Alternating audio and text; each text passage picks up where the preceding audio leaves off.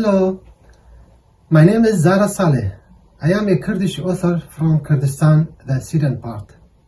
I have written many novels in Arabic, Kurdish, and currently working on publishing a children's book in English. Beside my literature hobbies, I am a pharmacist. I have practiced a pharmacy over 17 years. Then I decided to focus on politics in an academic way, and I have completed a Master in Peace and Conflict Study in the UK. Now today I'm going to introduce you to a tragic love story from Kurdish heritage. That's actually based on true story, and it's called Mam and Zin. Mam and Zin is a tragic love story similar to Romeo and Juliet. Only difference is it's based on true story that happened in the late 14th century. It was written by the great Kurdish poet and philosopher Ahmad Khani in the 17th century. Khani was born in Jazira Botan province, North Kurdistan, the same place as Mam and Zin were born, and has written this epic poem in his mother language. The story began in the castle of Zinedine, the prince of Botan who ruled the whole region. The main characters were Princess Zin, the princess of Botan's sister, and Mam, who was a clerk's son in the prince's palace. Zin and her older sister Seti were always dreaming to meet the night of their dreams in the Botan's kingdom. It was the 21st of March, the Kurdish National New Year, called Nowruz, with Zoroastrian religious roots that is well known as a Freedom Day, where Kurds celebrate this day in nature and outdoors. On that day, Princess Zin and Seti decided to disguise themselves as men. On their way home, they meet two girls.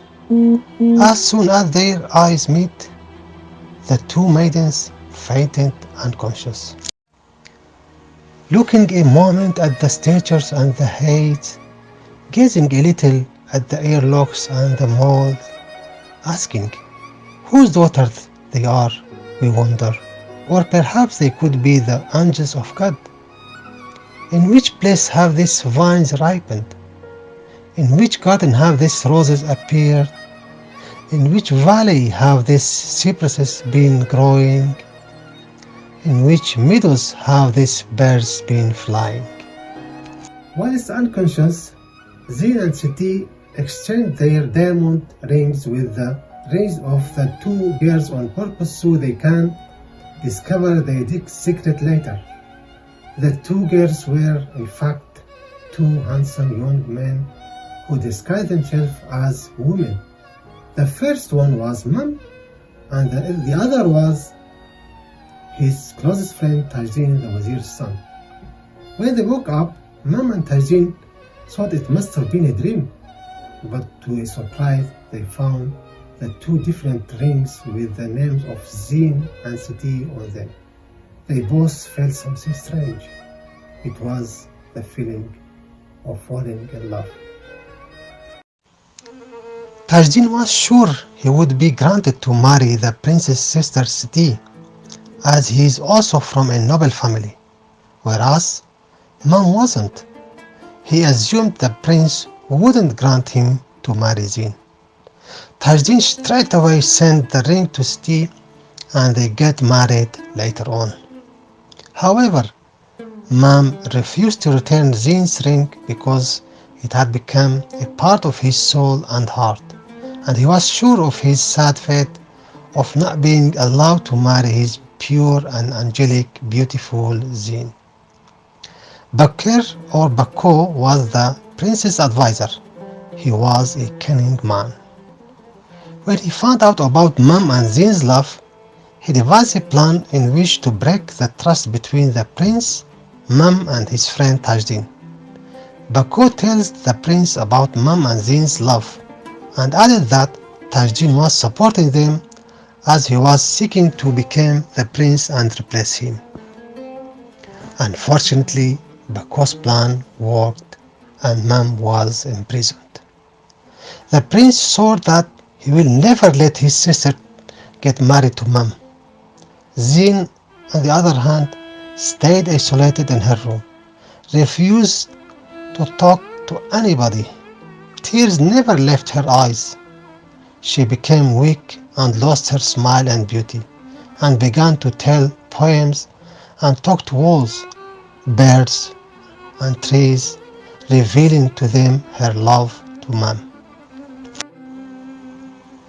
You are the owner of my body and soul. I am the garden, you are my gardener. The orchid you nurtured is without the owner. What is their use without your presence? This line, moss, hair locks, and flowers,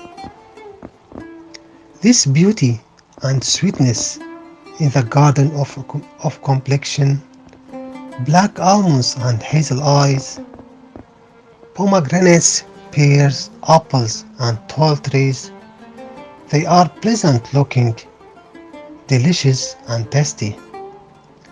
Without any doubt, forbidden from anyone other than you, I will shake the dead palm of my body to let all the fruit fall down. With those violet and red flowers, basil and fresh violet, I mean it is better to squander away all this hair, moles, and locks,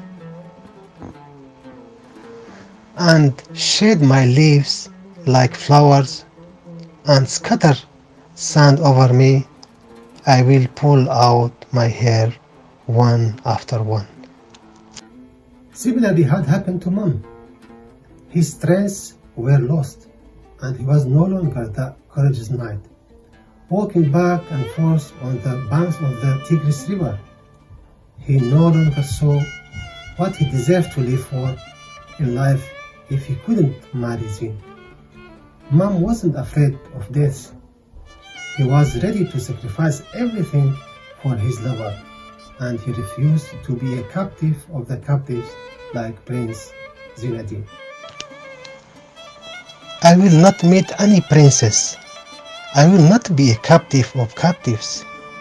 Those metaphorical princes and ministers, this deception and illusion, they are all without exception empty and transitory. They have no future. They are mortal. A prince who is mortal is not a prince. As long as he can be removed, he is a captive.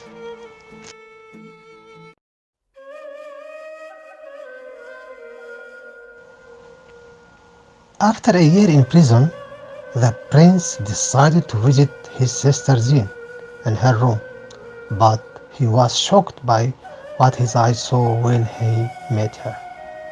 She was sick, pale, and looked as if she was dying, and couldn't say a word, but spewed blood when she coughed.